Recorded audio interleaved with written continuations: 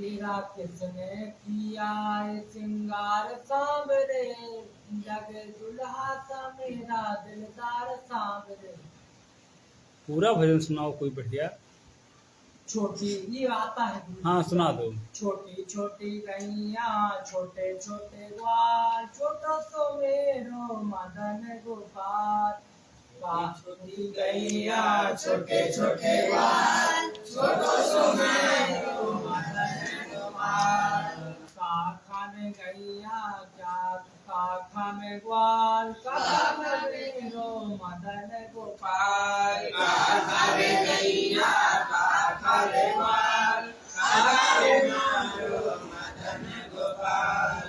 घास खावे गैया दूध पीवे ग्वाल, माखन खावे मेरो मदन गोपाल। घास खावे गैया दूध पीवे ग्वाल, माखन खावे मेरो मदन गोपाल।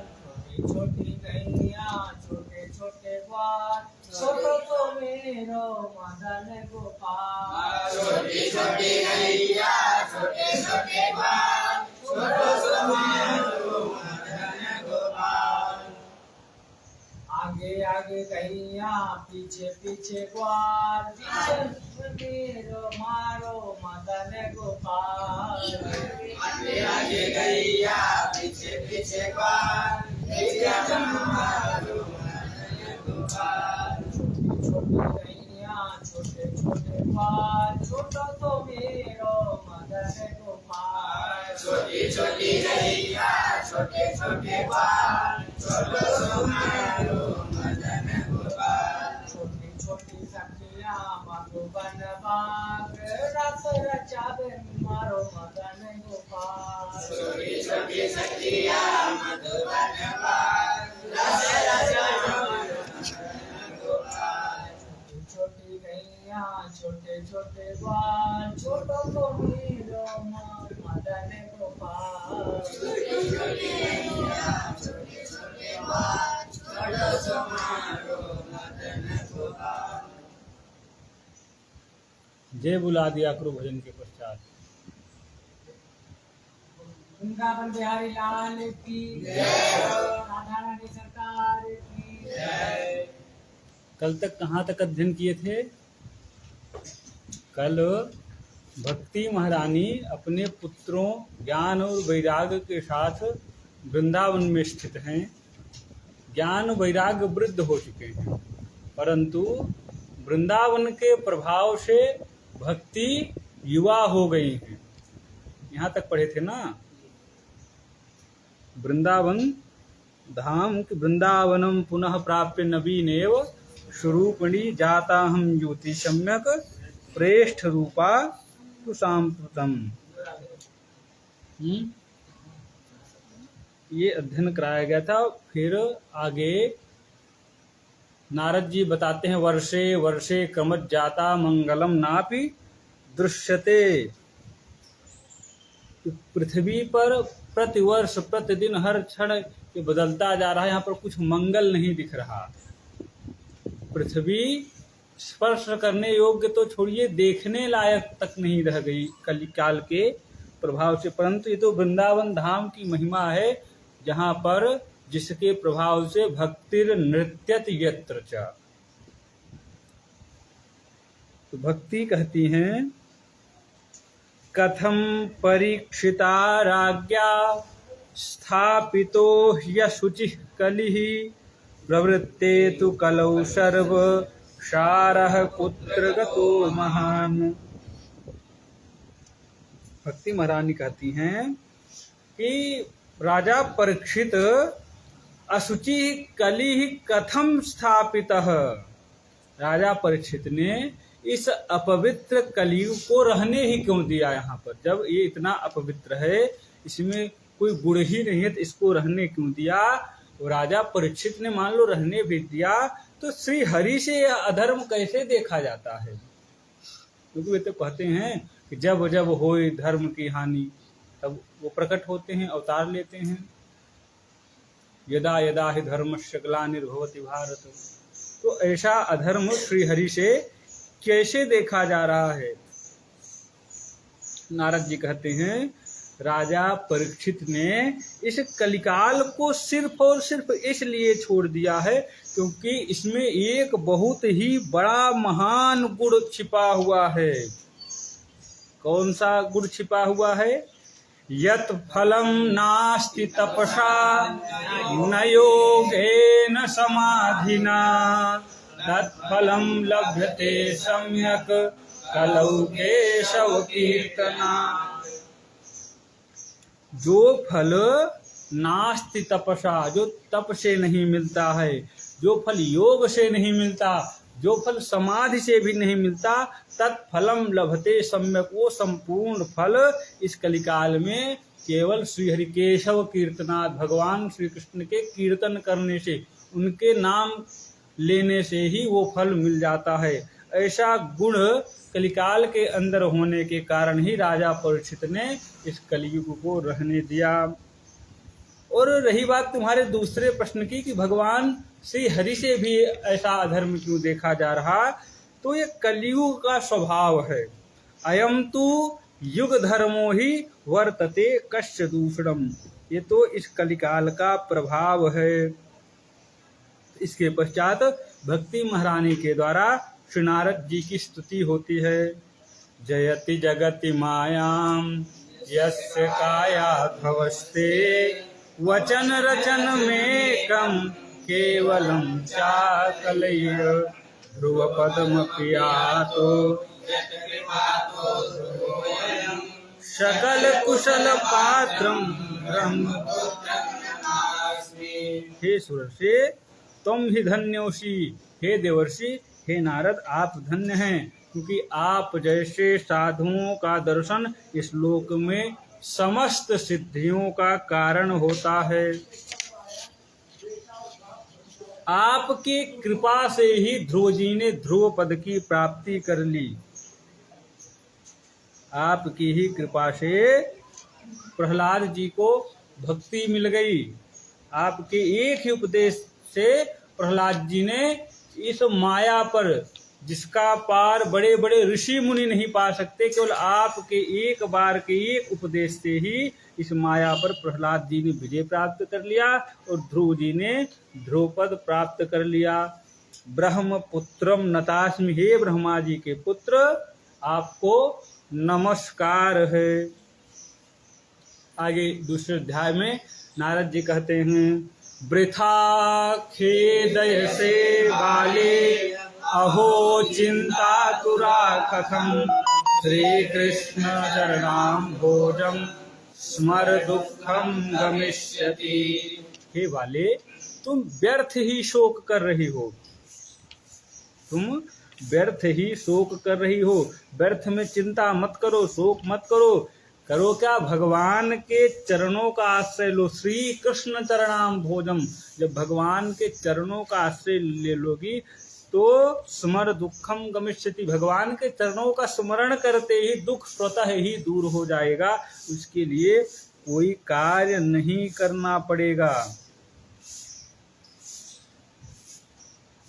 नारद जी कहते हैं, अन्य धर्मान तिरस्कृत्य पुरस्कृत्य महोत्सवान तदा नाहं हरेर्दासो लोके त्वाम न प्रवर्ते। जो श्लोक पढ़ाया जाता है इसको याद करना है, जिसमें निशान न लगा हो उसमें निशान लगा लिया करो। कहते हैं, तदा नाहं हरेर्दासो लोके त्वाम न प्रवर्ते, यदि मैंने तुम्हें इस लोक में प्रतिष्ठित नहीं किया तो मैं भी हरि का दास नहीं हूँ। मुखम संयोज्य करणान्ते शब्द मुच्चैः समुच्चरन् ज्ञानम प्रबुद्धताम शीघ्रम रे वैराग्य प्रबुद्धताम। नारद जी ने ज्ञान और वैराग्य के कान के पास जाकर बड़ी जोर से चिल्लाकर कहा, हे ज्ञान उठिए, हे वैराग्य उठिए। वेद वेदांत घोषैश्च गीता पाठैर मुहुर्मुहुः। नारद जी ने बार बार वेद पाठ, वेदांत पाठ, गीता का पाठ किया। एक क्षण के लिए ज्ञान और वैराग्य जागते परंतु फिर मूर्छित हो जाते हैं। उस समय आकाशवाणी हुई। आकाशवाणी क्या हुई?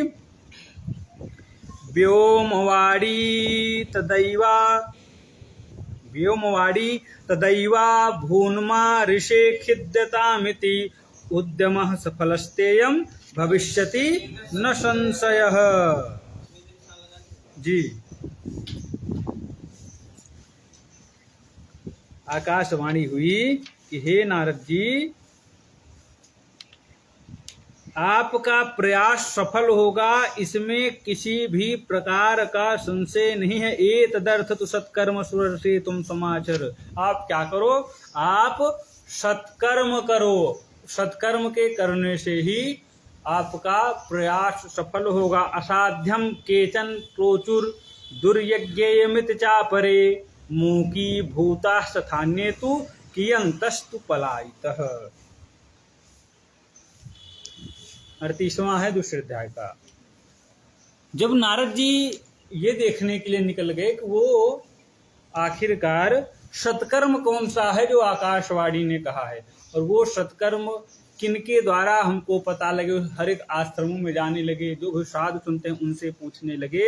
नारद जी का जब सत्कर्म पता लगाने चले तो किसी ने कहा कि इसका तो पता लगाना असंभव है, क्योंकि जिस रोग की दवा देवर्षि नारद को नहीं पता है तो हम जैसे साधारण लोगों को कैसे पता रहेगा।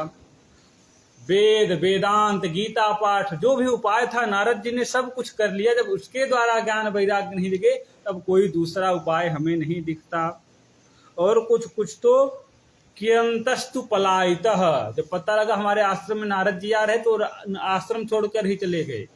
शिष्यों से बोल दिए बता देना गुरु जी गए हैं तीर्थाटन पर, उनको पता था कोई उपाय ही नहीं है। और कुछ लोग क्या किए, मुंह की भूताश, मौन धारण कर ली। नारद जी बता देना भाई 1 वर्ष मौन चलेगा, गुरु जी बीच में बोलेंगे ही नहीं, क्योंकि उपाय ही नहीं पता है तो अपनी बेइज्जती कराने से बेहतर है या तो मौन धारण कर लिए या तो आश्रम छोड़कर ही चले गए।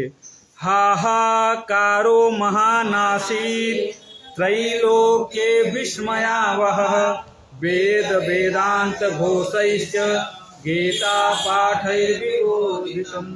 तीनों लोकों में हाहाकार मच गया। जब वेद वेदांत के उद्घोष से ज्ञान वैराग्य शस्त्र नहीं हुए तो अब कोई दूसरा उपाय नहीं है। नारद जी कहते हैं मैंने सोचा अब कोई उत्तर नहीं दे पा रहा है तो मैं सीधे भगवान बद्री विशाल से पूछूंगा, किंतु आप मिल गए। नारद जी क्या कहते हैं, आप पूर्वे शामपि पूर्वजाः, और आप कोई सामान्य महापुरुष नहीं हैं, केवल आप देखने में बालक हैं परंतु आप पूर्वजों के भी पूर्वज हैं। और सदा वैकुंठ निलया हरि कीर्तन तत्पराः लीलामृत रसोन्मत्ताः कथा मात्रैक जीविनः। भवन्तौ सदा वैकुंठ निलया, आप सदा वैकुंठ में ही रहते हैं, सदा सर्वदा श्रीहरि संकीर्तन में लीन रहते हैं। कथा ही आप लोगों का एकमात्र जीवन है। ब्रह्मानंदम सदा लयलीना देखत बालक बहुकालीना आशा बसन व्यसन यह तिनहि रघुपति चरित हो ही तह सुनहि।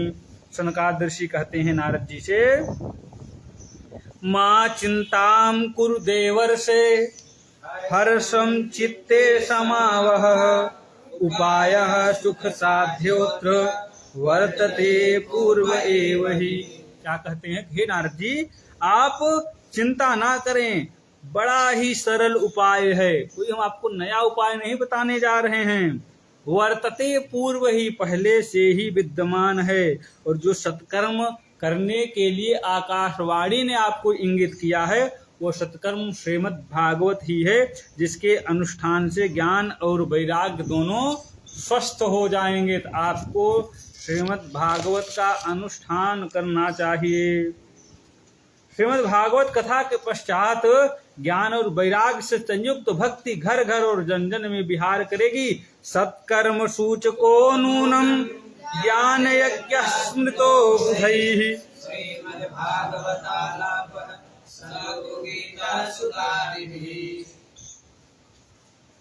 नारद जी कहते हैं जब वेद वेदांत उद्घोष और बार बार गीता पाठ से वे लोग नहीं जगे तो भागवत प्रवचन से कैसे जग जाएंगे, क्योंकि भागवत जी कहीं अलग से तो आया नहीं है। तो वेद वेदांत गीता पाठ एक बार नहीं बारंबार मुहुर मुँह हमने सुनाया वे नहीं जगे। श्रीमद् भागवत के श्रवण मात्र से ही उनकी मूर्छा अवस्था कैसे दूर हो जाएगी। शनकाद ऋषि कहते हैं श्रीमद् भागवत वेद रूपी वृक्ष का पका हुआ फल है। निगम कल्प तरोर गलितम फलम। जैसे वृक्ष में जड़ से लेकर अंतिम भाग एकदम पत्ते तक रस विद्यमान रहता है, परंतु उस रूप में उसका रस चखा नहीं जा सकता। परंतु जब समय आने पर उसका रस जो है फल के रूप में परिणित हो जाता है, तब वह सबके लिए सुलभ हो जाता है। जैसे आम का फल होता है तो आम का फल कहीं से खरीद कर अपने अंदर रस नहीं लाता, उसी वृक्ष के अंदर से ही उसमें रस आता है। जैसे आपको घी का स्वाद लेना है, घी कहीं अलग से नहीं तो दूध से ही आता है। आपको खांड का, गुड़ का, शक्कर का स्वाद लेना है तो वो भी गन्ने से ही आता है, परंतु उसकी एक प्रक्रिया है, उसके तहत आता है। तो जो श्रीमद् भागवत है ये कहीं अलग से नहीं, ये भी वेद सम्मत ग्रंथ है। वेद वेदांत का ही इसमें समावेश हुआ है, परंतु ये सबका तत्व है, सार है। नारद जी कहते हैं भाग्योदयेन बहुजन्म समर्जितेन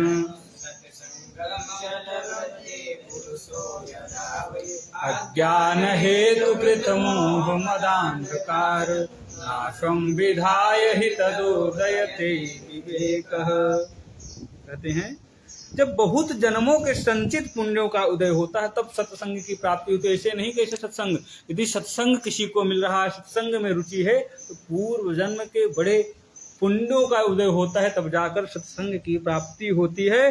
तब जो अज्ञान के कारण उत्पन्न मोह और अज्ञान रूप जो अज्ञान होता है, अंधकार रूपी अज्ञान है, उसका नाश होने के पश्चात में विवेक का उदय होता है। नाशम विधाय हि तदो उदयते विवेक, विवेक का उदय होता है। बिनु सत्संग विवेक न होई, राम कृपा बिनु सुलभ न सोई।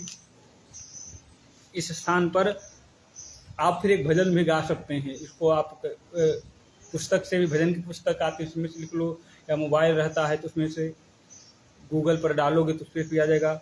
मेरा तार हरि से जोड़े ऐसा कोई संत मिले, मेरा तार हरि से जोड़े ऐसा कोई संत मिले, मेरा तार हरि से जोड़े ऐसा कोई संत मिले।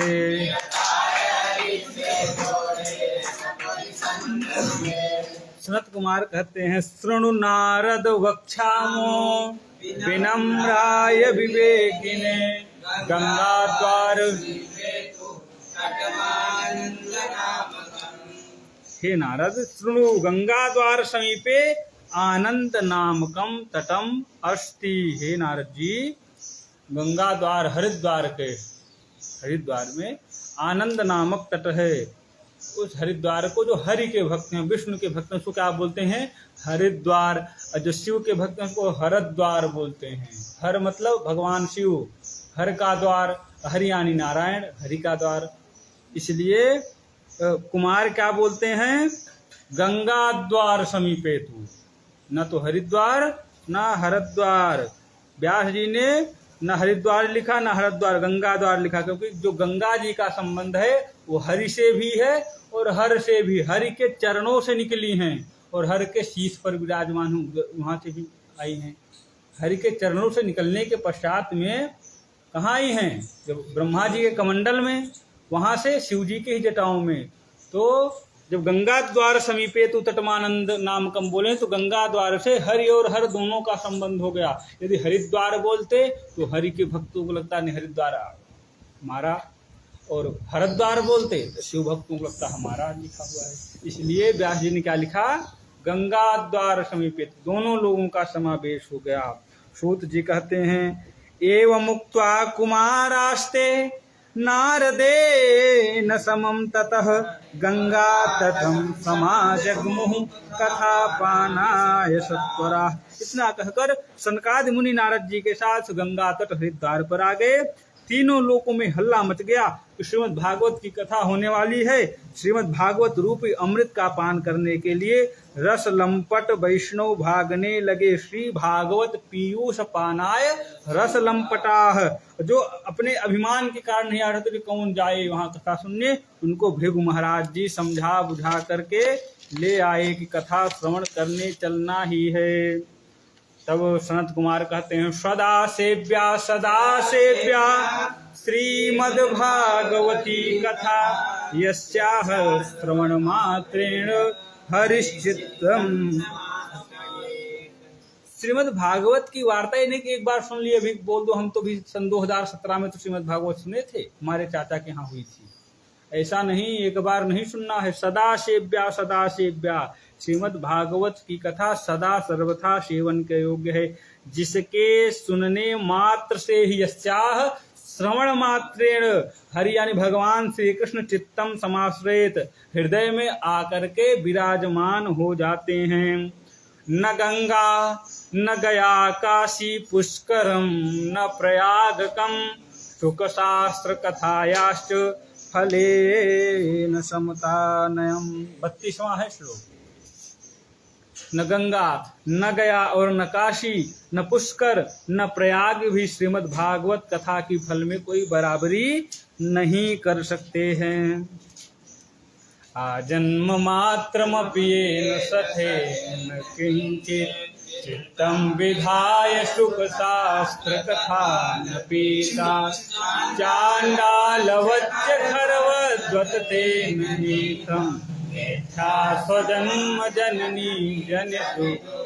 आराम से बोला करो। आजन्म मात्रमपि येन सखेन किंचित् चित्तं विधाय शुक शास्त्र कथा न पीता चांडालवच्च खरवद्वत तेन नीतम् मिथ्या स्वजन्म जननी जन दुख भाजा। श्रीमद् भागवत की महिमा के गान के रूप में क्या कह रहे हैं कि आजन्म मात्रमपि, ये जिस दुष्ट ने पूरे अपने जन्म में श्रीमद् भागवत की कथा का श्रवण नहीं किया, शुक शास्त्र कथा न पीता चांडाल वच्च खरवद्वत तेन नीतम, वो चांडाल के समान गधे के समान है और उसका जन्म लेना मिथ्या है। उसका जन्म क्यों हुआ? जननी जन दुख भाजा, केवल अपने माता को प्रसव पीड़ा देने के लिए उसका जन्म हुआ है और उसका जन्म किसी उद्देश्य से नहीं हुआ है। इस प्रकार सनकादि भागवत जी की महिमा का गान कर ही रहे थे, इतने में भक्ति महारानी अपने पुत्रों के साथ प्रकट हो गई। श्रीमद् भागवत प्रारंभ नहीं हुआ था, केवल श्रीमद् भागवत के महिमा का वर्णन कर रहे थे। उसी समय भक्ति महारानी प्रकट हो गई। भक्ति श्रुतौ तौ तरुणौ गृहीत्वा प्रेमैकरूपा सहसा विराटिर श्री कृष्ण गोविंद हरे मुरारे हे नाथ। भक्ति महारानी क्या करें, बारंबार हे श्री कृष्ण, हे गोविंद, हे हरि, हे मुरारी भगवान के सुंदर नामों का गायन कर रही थी। श्री कृष्ण गोविंद हरे मुरारी हे नाथ नारायण वासुदेव। श्री कृष्ण गोविंद हरे मुरारी हे नाथ नारायण वासुदेव। श्री कृष्ण गोविंद हरे मुरारी हे नाथ नारायण वासुदेव।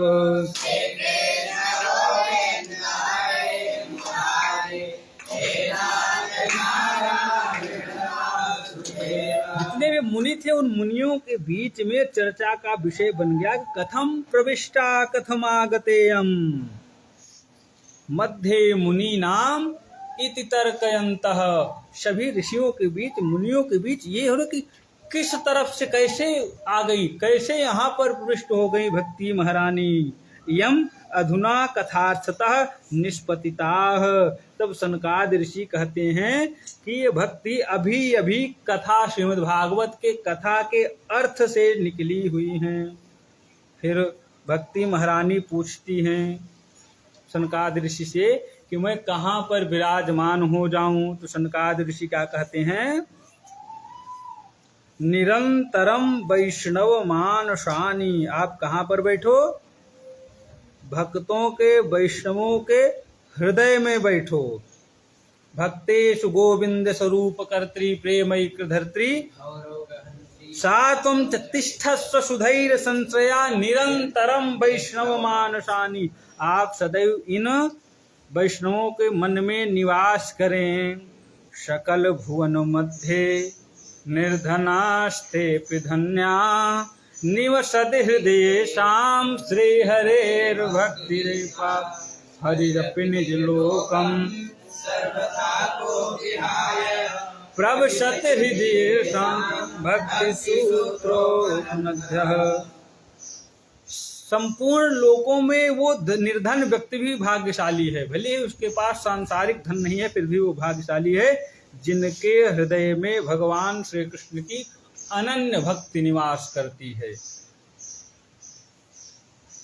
जिनके हृदय में अनन्य भक्ति भगवान की निवास करती है, तो भगवान भी निज लोकम सर्वथा, तो भी है अपना निज लोक वैकुंठ जो उसका त्याग करके प्रवशत हृदय तेषाम, उसके हृदय में प्रवेश करते हैं। भक्ति सूत्रोपनद्धा, चाह कर भी नहीं जा सकते। क्यों? भक्ति रूपी रस्सी में वो बंध जाते हैं। भक्ति सूत्रोपनद्धा।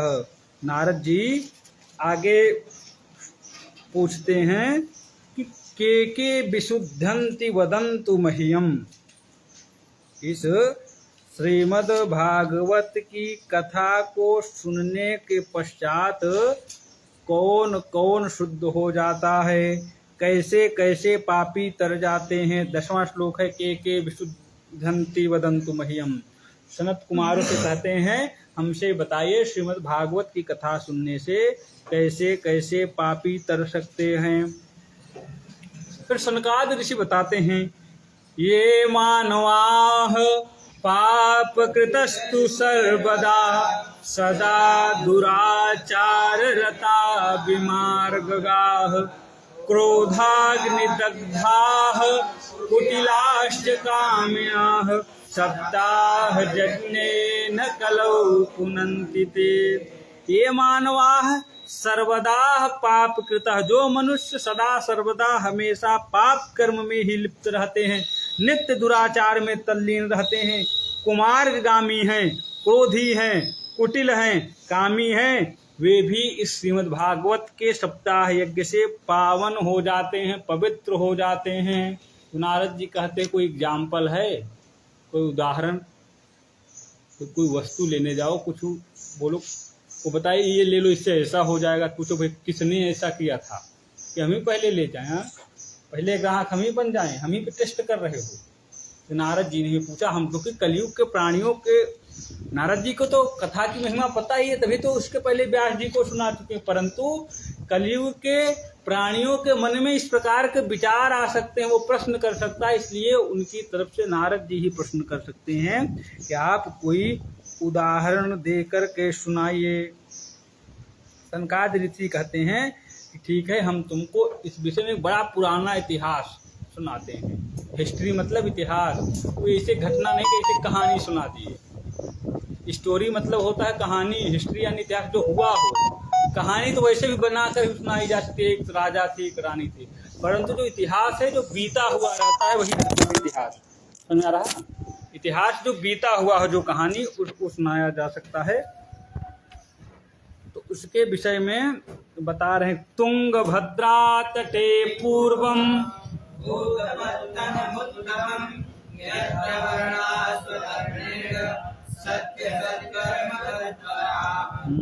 तुंगभद्रा तटे पूर्वम भूतपत्तन मुत्तमम।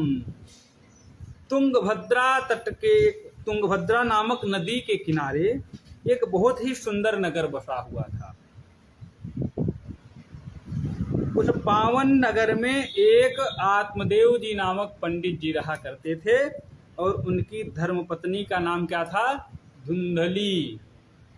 धुंधली जो है वो सांसारिक बातों में ही लगी रहा करती थी, भगवान नाम में उसकी कोई रुचि नहीं थी, वो सांसारिक बात में ही लगी रहती थी और बेवजह बहुत बोलने वाली थी।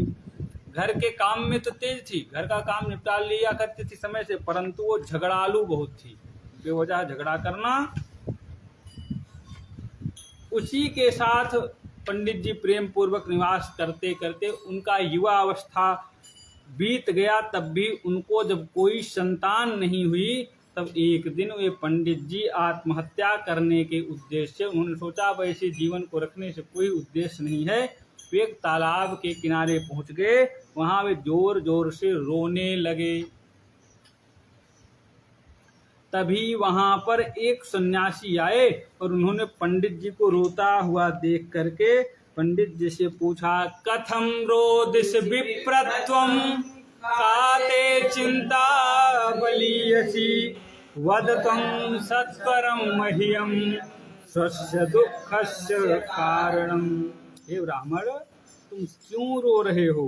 तुम्हें कौन सी चिंता है? स्वस्य दुःखस्य कारणम वद सत्वरम, हमसे बताइए आपको क्या चिंता है। आत्मदेव जी कहते हैं कि हे ऋषि, मैं रो रहा हूं अपने पूर्व जन्म के किए हुए पापों पर, जिसके कारण मुझे इस जन्म में कोई संतान नहीं है। संतान से रहित घर को धिक्कार है, संतान जिसके नहीं, संतान से रहित जीवन को धिक्कार है। अरे कहाँ तक कहूँ, संतान से रहित कुल परिवार को भी धिक्कार है।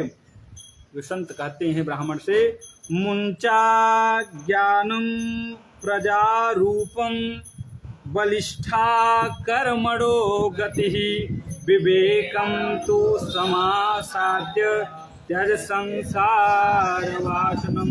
हे ब्राह्मण देवता, संतान पाने को मोह को छोड़ दो, ते प्रारब्धम विलोकितम। मैंने आपके भाग्य को देखा है।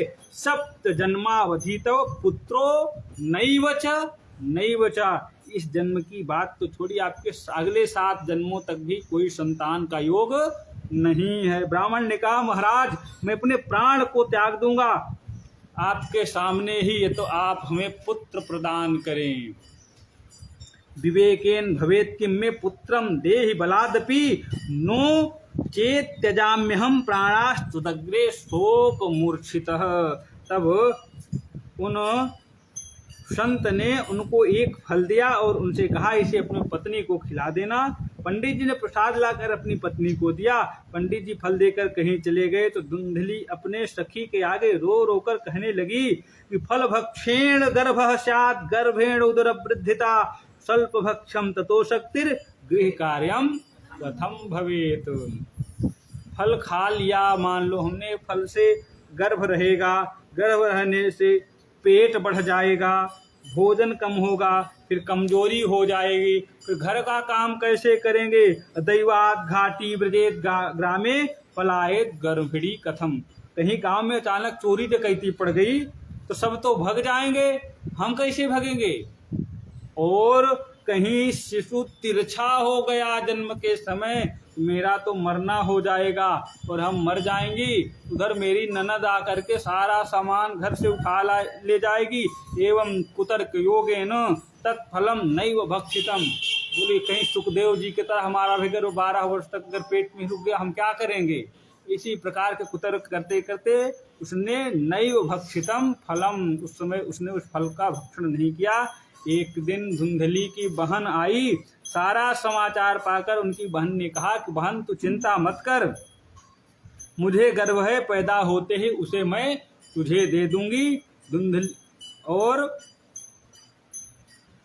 उसके बदले में हमारे पति को तुम कुछ धन दे देना, तब तक तुम इस प्रकार की अपने पति के सामने आभास कराओ कि हमें गर्भ हमारे पेट में है। उस समय आने के पश्चात में धुंधली के पुत्र हुआ। तो धुंधली के जो पुत्र था उसका नाम क्या हुआ, धुंधकारी। और जो संत ने फल दिया था उस फल का परीक्षण करने के लिए धुंधली और उसकी बहन ने उस फल को एक गाय को खिला दिया था। उस गाय को खिलाने से उस गाय को भी एक मनुष्याकार पुत्र उत्पन्न हुआ, जिसका नाम हुआ गोकर्ण, क्योंकि उनके जो कान थे गाय की तरह थे। बोलिए गोकर्ण भगवान की। कियत् कालेन तौ जातौ तरुणौ तनया बुभौ गोकर्णः पंडितो ज्ञानी धुंधकारी महाफलः। 66 है श्लोक संख्या। समय बीतने के साथ दोनों को ही ख्यात मिली। एक विख्यात हुआ तो दूसरा कुख्यात हो गया। जो अच्छा काम करके जिसकी प्रसिद्धि वो विख्यात होता है, जो गलत कार्य करके जिसको प्रसिद्धि मिले वो कुख्यात होता है। तो बहुत कुख्यात डकैत थे। तो प्रसिद्धि दोनों को मिली। गोकर्ण जी को अच्छे स्वभाव के कारण सब लोग जाने, वे विख्यात हुए। धुंधकारी के गलत स्वभाव के कारण उसको भी खूब प्रसिद्धि मिली, सब लोग जानने लगे, परंतु वो कुख्यात हुआ। धुंधकारी जो स्नान शौच क्रियाहीन था, चोरी करता था, हिंसक था, 100 के हाथ से भी भोजन करता था, उसने वेश्या के संग से पिता का सारा धन नष्ट कर दिया। पंडित जी ने दुखी होकर पुनः आत्महत्या करने का मन बना लिया। तभी गोकर्ण जी अपने पिता के पास आए और अपने पिता को बहुत ही सुंदर उपदेश देते हैं। गोकर्ण जी कहते हैं, देहे स्थिमांसरुधिरे भीमतिं त्यजत्वं जाया सुतादिषु सदा ममतां विमुञ्च पश्चानिशं जगदिदं क्षणभङ्गनिष्ठं वैराग्य राग रसिको भव भक्तनिष्ठः। क्या कहते हैं तात, हे पिताजी, तुम अस्थिमांस रुधिरे देहे अभिमतिम त्यज। हे पिता, आप इस हड्डी मांस और रक्त के बने शरीर के विषय में अभिमान को तुरंत छोड़ दीजिए और देह के नातों से, कि हमारा पुत्र है, ये पत्नी है, ये पिता है, नातों का त्याग कर दीजिए। इस संसार को अनित्य समझिए और वैराग्य रस के रसिक हो जाइए। इस संसार में 2 ही रस्सियां हैं जीव के बंधन का कारण है, एक है अहमता और दूसरी है ममता। आप शरीर के प्रति अहमता और उसके नातों के प्रति ममता का त्याग कर दें। और क्या करें, धर्मं भजस्व सततं त्यज लोक धर्मान् देवश्च साधु पुरुषान् जहि काम तृष्णाम् अन्यस्य दोष गुण चिंतन मासु मुक्त्वा। धर्मं भजस्व, आप धर्म का भजन करिए, सांसारिक प्रपंचों को त्याग करके। त्यज लोक धर्मान, अभी तक जो आप सांसारिक धर्म में संसार में पड़े हुए थे इसका त्याग कर दीजिए। तो सांसारिक प्रपंचों को, सांसारिक धर्म को त्याग करके परम धर्म का सेवन करें। विषयासक्ति को त्याग कर संत जनों की सेवा करें। दूसरों की अच्छाई बुराई से मन को हटा लें। अन्यस्य दोष गुण चिंतन मासु मुक्त्वा, और सेवा कथा रसमोहो नितराम पिबत्वम, और हर समय कथा रस का निरंतर पान करो। फिर भागवत जी के 10वें स्कंध का नित्य पाठ करने से पंडित जी का कल्याण हो गया। और कुछ समय पश्चात धुंधली परेशान होकर के कुएं में गिरने से धुंधली की मृत्यु हो गई। गोकर्ण जी तीर्थ यात्रा पर निकल गए और इधर धुंधकारी 5 वेश्याओं को ला करके अपने घर पर पाल दिया था। उन 5 वेश्याओं ने धुंधकारी को सोते हुए निर्ममता पूर्वक उसकी हत्या कर दी। पहले उन्होंने बहुत सारा धन मांगा उनसे। जब वे चोरी करके धन लाए धुंधकारी, तो उन वेश्याओं ने सोचा आज नहीं तो कल ये पकड़े ही जाएंगे, इनको फांसी होगी ही, इनके साथ हम भी पकड़े जाएंगे। तो इससे अच्छा है अपने जीवन की रक्षा करने के लिए हम लोग इन्हीं को मार दें। उनके गले में रस्सी लगा करके सोते हुए मारने का प्रयास किया, परंतु उनकी मृत्यु नहीं हुई। जलती हुई आग को लेकर के उन्होंने धुंधकारी के मुख में डाल दिया और तड़प तड़प के धुंधकारी की मृत्यु हो गई। और जब गोकर्ण जी को पता लगा कि धुंधकारी की मृत्यु हो गई है, तो गोकर्ण जी ने गया जी में उनका श्राद्ध किया। और कुछ समय पश्चात बीतने के पश्चात गोकर्ण जी अपने गांव की तरफ आए हुए थे और रात्रि में आंगन में लेटे हुए थे। उस समय धुंधकारी रूप बदल बदल करके उनके सामने कभी भैंसा बन जाता, कभी अग्नि बनता, कभी हाथी बनता, कभी घोड़ा बनता, भिन्न भिन्न रूप बना करके उनको अपना स्वरूप दिखाता। तब गोकर्ण जी उससे पूछते हैं कि तुम कौन हो और इस प्रकार से रूप क्यों धारण किए हुए हो। वो बोल नहीं पा रहा था। तब गोकर्ण जी ने अपने हाथ में जल लेकर उसको अभिमंत्रित करके जब उसके ऊपर फेंका, तब उसके पापों का कुछ शमन हुआ। तब वो हाथ जोड़कर बोलता है, अहम भ्राता त्वदीयोऽस्मि धुंधकारीति नामतः स्वकीयेनैव दोषेण ब्रह्मत्वं नाशितं मया। मैं तुम्हारा भाई हूँ और अपने दोष के कारण ही मेरा ब्रह्मत्व नाश हो गया और हमारी ये स्थिति हो गई है। गोकर्ण जी ने कहा, मैंने तुम्हारा तो गया जी में श्राद्ध किया है, तो फिर तुम्हारी मुक्ति क्यों नहीं हुई? धुंधकारी क्या कहता, गया श्राद्ध शते नापि मुक्तिर्मे न भविष्यति। आप एक छोड़िए श्राद्ध, आप 100 श्राद्ध भी करेंगे, 100 पिंडदान भी करेंगे, तो भी हमारी मुक्ति नहीं होगी। फिर गोकर्ण जी ने पूछा, फिर आपकी मुक्ति कैसे होगी? ये उपाय आपको ही पता करना पड़ेगा। प्रातः काल होने पर गोकर्ण जी ने सभी गांव के जो इसमें वृद्ध आदि थे सबसे पता किए कि इनकी मुक्ति कैसे हो। सबने कहा असाध्य है, इनकी मुक्ति नहीं हो सकती। इस विषय में भगवान सूर्य नारायण ही कुछ बता सकते हैं, आप उनसे पूछिए। तब गोकर्ण जी ने भगवान सूर्य से धुंधकारी की मुक्ति का उपाय पूछा, तो भगवान सूर्य ने कहा, आप श्रीमद् भागवत सप्ताह का वाचन करें। गोकर्ण जी ने श्रीमद् भागवत का आयोजन किया, तो वायु का रूप होने के कारण वो किसी स्थान पर नहीं बैठ पाता था, हवा चलती तो वो उड़ जाता था, क्योंकि सूक्ष्म शरीर प्रेत का होता है। वहां पर एक 7 ग्रंथि का बांस रखा हुआ था, उस बांस में वो स्थान लेकर के रुक गया और 7 दिन में बांस की 7 ग्रंथियां फट गईं और उसमें से दिव्य रूप धारण करके धुंधकारी प्रकट हो गया। धुंधकारी कहता है, धन्या भागवती वार्ता प्रेत पीड़ा विनाशिनी सप्ताहोपि कृष्ण लोक फल प्रदा। श्रीमद् भागवत की कथा धन्य है। भागवत की महिमा का उसने वर्णन किया और जब विमान आया उसके लिए और वो बैठ कर जाने लगा, तब गोकर्ण जी ने भगवान के पार्षदों से पूछा कि महाराज, यहाँ तो निर्मल मन वाले इतने श्रोता बैठे हुए हैं, सबने समान रूप से कथा का श्रवण किया, तो आपने सबके लिए विमान क्यों नहीं लाया? आप केवल धुंधकारी के लिए विमान क्यों ले आए हैं? उन भगवान के पार्षदों ने कहा, हे गोकर्ण जी महाराज, यहाँ बैठे हुए सभी श्रोताओं ने श्रवण तो किया था, परंतु धुंधकारी के जैसे उन्होंने मनन नहीं किया है। इसलिए जब आप पुनः श्रीमद् भागवत कथा का आयोजन करिए और इन लोगों को श्रवण कराइए, और इसी प्रकार से जब ये पुनः श्रवण करेंगे तो इन सब की भी मुक्ति हो जाएगी। बाद में श्रावण के महीने में पुनः गोकर्ण जी ने श्रीमद् भागवत कथा का अनुष्ठान किया।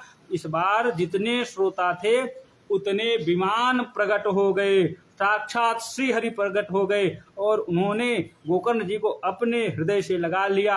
अयोध्यावासिनः पूर्वम यथा रामेण संगताः तथा कृष्णेन ते नीता गोलोकम जोग दुर्लभम। पूर्व काल में जैसे भगवान राम के साथ अयोध्यावासी साकेत धाम को गए थे, उसी प्रकार से भगवान श्री कृष्ण के साथ गोकर्ण जी के ग्रामवासी वैकुंठ लोक को चले गए। अब कुछ लोग आपसे पूछ सकते हैं कि धुंधकारी की मुक्ति क्यों नहीं हुई? क्या गया में श्राद्ध करना गलत है या श्राद्ध करने से किसी मुक्ति नहीं होती? हाँ, बेवजह किया जाता है। इसका ये है नियम, कोई भी अनुष्ठान आदि कहते हैं तो उसमें गोत्र उच्चारण होता है। आप संकल्प करेंगे तो उसमें गोत्र लिया जाता है, यजमान का गोत्र बोला जाता है, यजमान का नाम बोला जाता है, तब वो अनुष्ठान फलीभूत होता है। जहां पर भी श्राद्ध करते थे, उनके निमित्त पिंडदान करते थे, तो गोत्र कौन सा बोलते थे? जो आत्मदेव जी का गोत्र है, क्योंकि वो तो यही समझते थे कि ये पुत्र किसका है? आत्मदेव जी का। परंतु वो पुत्र किसका था? जो धुंधली थी, धुंधली के बहन का पुत्र था, तो उसका गोत्र दूसरा था। समझ रहे हैं?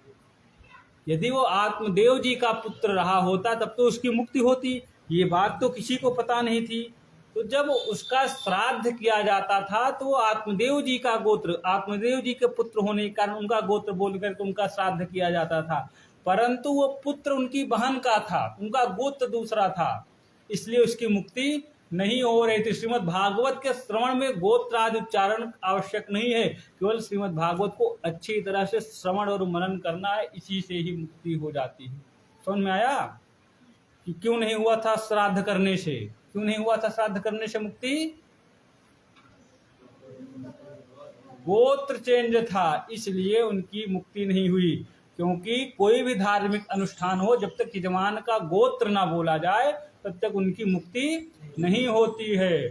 इसीलिए जितने भी तीर्थक क्षेत्रों में गोकर्ण जाते थे वो हर जगह पिंडदान श्राद्ध आदि करते थे, परंतु गलत गोत्र उच्चारण करने के कारण उसकी मुक्ति नहीं हुई। श्रीमद् भागवत के श्रवण में ऐसा कोई नियम नहीं है कि गोत्र उच्चारण किया जाए। श्रीमद् भागवत में श्रवण ही प्रधान है, तो श्रवण करने से ही उसकी मुक्ति हो गई। कृष्णाय वासुदेव